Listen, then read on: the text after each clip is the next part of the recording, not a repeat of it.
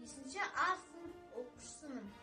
Атамның ерлігі мен үшін үлкен мақтаныш.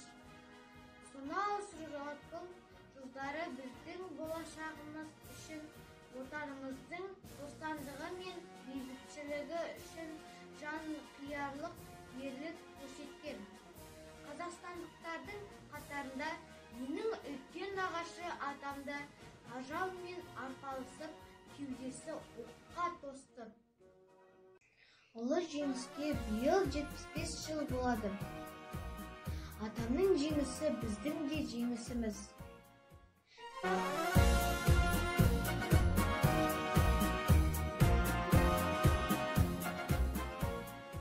Атам Айнабаев Мұхтар Айнабайұлы 1911 жылы 21 қаңтарда Қызыларай жеріндегі Төрткүл жайлауында Бүркітті тауының баурайында дүниеге келген. Әуелі әскерге шақырылып, содан 1942 жылы соғысқа аттанады.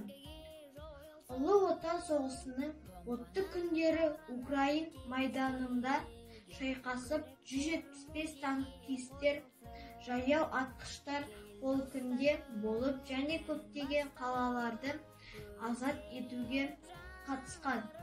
Осы ерліктері үшін медальдармен марапатталған.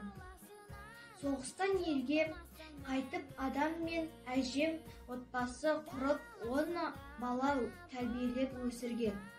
Зейнеткерлікке шыққанша ауыл шаруашылығын көтеруден еңбек етіп, 1998 жылы мамыр айында дүниеден озған.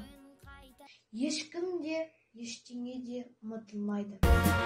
Жойылсын жалғыз сөз соғыс деген, оқтаусы мәңгіге жойылсын, бомбаның орынын тегістен.